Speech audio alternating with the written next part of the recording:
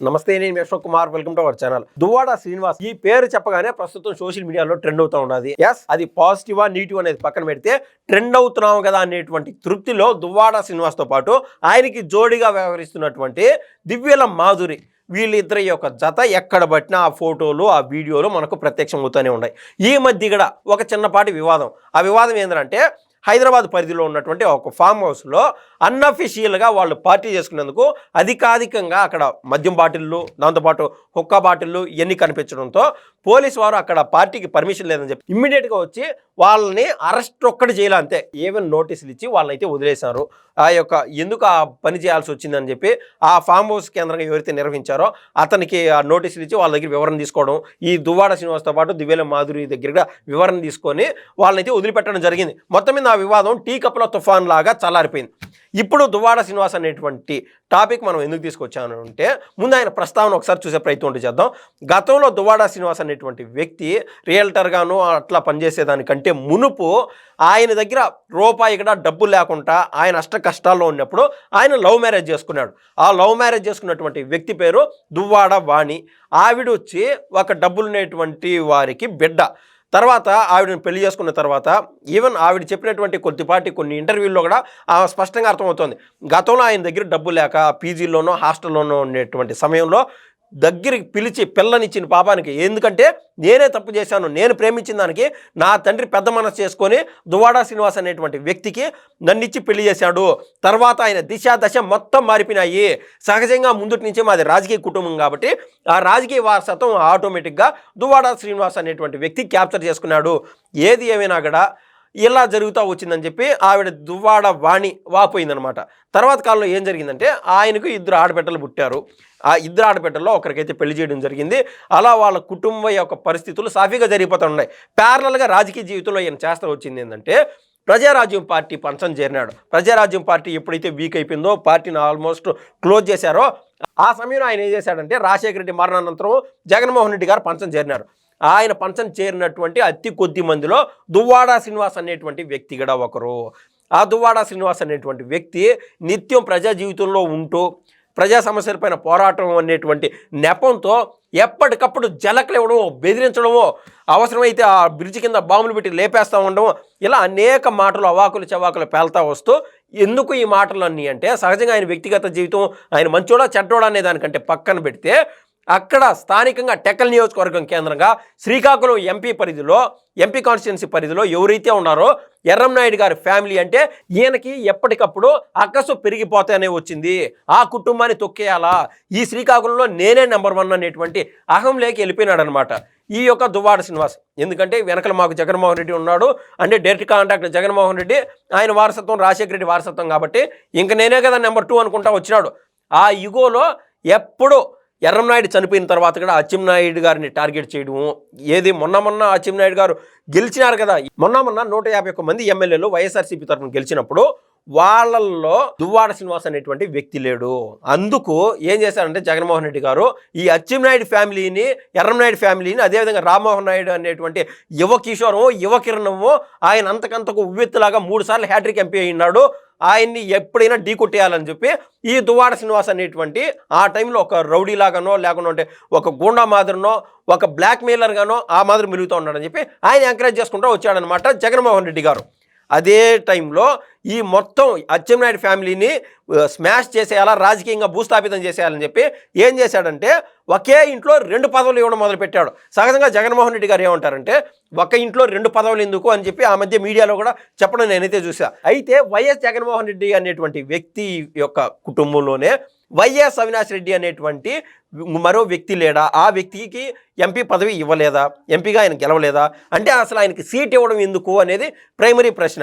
ఇదే విధంగా అవసరమైతే రాజకీయంగా ఎంత వరకైనా దిగజారేటువంటి పని చేయగలుగుతాడు జగన్మోహన్ రెడ్డి అనే దానికి మచ్చుకు ఉదాహరణ ఇది. అక్కడ షర్మిలా గారికి అయితే పాపము కాలకు బలపం కట్టుకొని మొత్తం రాష్ట్రం అంతా తిరిగినా కూడా ఆవిడికి అవకాశం అంటూ ఇవ్వాల, ఆవిడికి ఎమ్మెల్యేగా పోటీ చేసేదానికి అవకాశం ఇలా, రాజ్యసభను ఇస్తాడని ఆశపడింది, అది కూడా ఇవ్వకపోగా కుటుంబ ఆస్తుల్లో కూడా తనకు ప్రమేయం లేదని చెప్పి చెల్లెల్ని కూడా ఇంటి నుంచి వెళ్ళగొట్టినటువంటి వ్యక్తి జగన్మోహన్ రెడ్డి గారు. కానీ ఈ దువ్వాడ శ్రీనివాస్ అనేటువంటి వ్యక్తికి కేవలం ఎర్రంనాయుడు పైన ఉన్నటువంటి అక్కసుతోనూ, అదేవిధంగా అచ్చెన్నాయుడు గెలుస్తా వస్తున్నాడు అనేటువంటి ఆ బాధతోనే ఏం చేశాడంటే స్థానికంగా దువ్వాడ శ్రీనివాస్తో పాటు ఆ దువ్వాడ వాణికి కూడా పదవి ఇచ్చారనమాట. జెడ్పీటీసీ స్థాయి పదవి ఇచ్చారు. అక్కడ జరుగుతూ వచ్చింది. అయితే కాలక్రమేపీ గతంలో జరిగినటువంటి ఎలక్షన్స్లో 2024లో దువ్వాడ శ్రీనివాస్ తరఫున క్యాన్వాసింగ్ చేస్తున్నటువంటి దివ్యల మాధురి అనేటువంటి వ్యక్తి అక్కడ డ్యాన్స్లు వేస్తా అలా ఇలా ఉండి ముందుకెళ్తా వచ్చింది. ఆ సమయంలో వన్ ఫైన్ డే ఏ విధంగానో వాళ్ళు లవ్లో పడిపోయినారంట. అలా జరుగుతూ వచ్చినటువంటి ఆ క్రమంలో ఈ దివ్యల మాధురి ఏం చెప్పిందంటే, మేము కలిసిపోయినాము. ఎందుకు కలిసిపోయినామంటే మీరు మా పైన అపవాదం చేస్తున్నారు కాబట్టి కలిసిపోయినాము అన్నట్టు, అంటే లాజిక్లెస్గా మాట్లాడుతూ వచ్చింది. పాపం ఈ దివ్యల మాధురి యొక్క భర్త విషయం అయితే మరీ దారుణం. మహేష్ అనేటువంటి వ్యక్తి అంట 9 లక్షల పైన ఆయనకి నెల జీతం వస్తుందంట. రానున్న నెలలో 2-3 లక్షలు పెరుగుతుంది, అది కూడా మా మాధురికే ఇచ్చేస్తాను అని చెప్పి ఆయన ఒక స్టేట్మెంట్ ఇవ్వడం జరిగింది. ఈ మొత్తం సెంట్రిక్ ఎవరు ఉన్నారంటే దువ్వాడ శ్రీనివాస్ అనేటువంటి వ్యక్తి. ఆయన కష్టపడి డబ్బులు సంపాదించడం, ఆ డబ్బులు ఈవిడికి ఇవ్వడం, ఈవిడ ఆడ ఖర్చు పెట్టాలో ఆడ ఖర్చు పెట్టడం, అలా వాళ్ళ వ్యక్తిగత జీవితంలో జరుగుతూ వచ్చింది. అయితే జగన్మోహన్ రెడ్డి గారు 3 సార్లు ప్రజాప్రతినిధి అయ్యేదానికి దువ్వాడ శ్రీనివాస్కి అవకాశం ఇచ్చాడు. 2 సార్లు ఎమ్మెల్యేగానో, ఒకసారి ఎంపీగానో, లేకుంటే 2 సార్లు ఎంపీగా, ఒకసారి ఎమ్మెల్యేగా అవకాశం ఇచ్చాడు ఈ దువ్వాడ శ్రీనివాస్కి. కానీ ఒక్కసారి ఎర్రంనాయుడు ఫ్యామిలీని ఢీ కొట్టి నిలబడలేనటువంటి ఈ దువ్వాడ శ్రీనివాసు స్వయం కృతాపరాధం చేసుకుని, సహజంగా రాజకీయాల్లో అనేటువంటి ఒక సామెత ఏంటంటే వాళ్ళని ఎవరు ఓడిపించాల్సిన పని లేదు. ఇక్కడ రాజకీయాల్లో హత్యలు ఉండవు, కేవలం ఆత్మహత్య అనే చందాన మనం ఎప్పటి నుంచో ఈ సామెత ఉంటానే ఉన్నాం. దానికి నిలువెత్తు నిర్వచనమే ఈ దువ్వాడ శ్రీనివాస్ అనేటువంటి వ్యక్తి.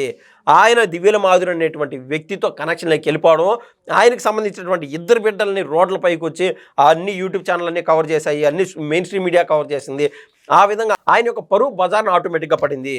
అప్పటి నుంచి ఈ దువ్వాడ శ్రీనివాస్ గారి సతీమణి ఎవరైతే ఉన్నారో దువ్వాడ వాణి, ఆవిడ జగన్మోహన్ రెడ్డి గారి దగ్గరికి పోయి ఆవిడ వాపోవడము, ఎప్పటి నుంచో దువ్వాడ శ్రీనివాస్కు ఉన్నటువంటి క్రెడిబిలిటీ ఏంటంటే జగన్మోహన్ రెడ్డి గారి దగ్గర అతను ఎంత దూరమైనా రౌడీజం చేయగలడు, ఎవరినైనా ఢీ కొట్టగలడు, ఎవరినైనా బెదిరించగలడు, అచ్చెన్నాయుడిని ఢీ కొట్టాలంటే ఇతనే కరెక్ట్ అని చెప్పి ఆయన అవకాశం ఇస్తూ వచ్చాడు.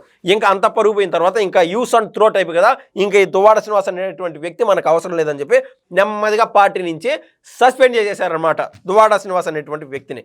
ఇది ఇలా ఉండగా దువ్వాడ శ్రీనివాస్ అనేటువంటి వ్యక్తికి రాజకీయంగా మరో ఈగో కోణం ఏంటంటే, ఇదే శ్రీకాకుళం నియోజకవర్గం కేంద్రంగా కిల్లి కృపారాణి పైన ఆయనకు ఒక వ్యక్తిగతంగా ఈగో ఉంది. రాజకీయంగా తనకంటే ఎక్కువ ఎదగాలని చెప్పి ఆవిడ కాక ధర్మాన ప్రసాద్ పైన ఇంకా పెద్ద ఈగో పెట్టుకున్నాడు. సో వైసీపీలో వాళ్ళకు అనేక లుకలుకు ఉన్నాయి, కలిసి ప్రయాణం చేయలేరు.